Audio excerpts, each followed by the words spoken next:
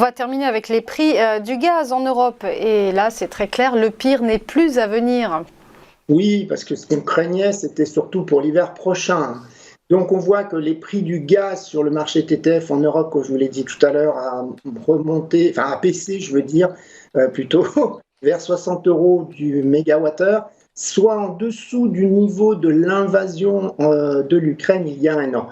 Toutefois, ne pas oublier qu'il reste encore 2 à 3 fois supérieur au niveau pré-pandémie, hein. Une partie de l'inflation, enfin des prix, n'est pas uniquement due à la guerre, hein, en Ukraine.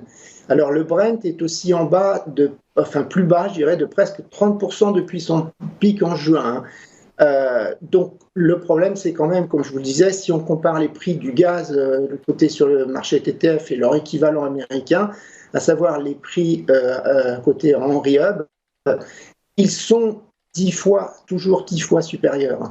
Alors, bonne nouvelle quand même, c'est le graphe que vous voyez à l'écran, hein, donc c'est que la crainte d'avoir un automne et un hiver prochain problématique s'éloigne, grâce notamment au stockage qui a affiché un record à plus de 99% le 18 novembre dernier.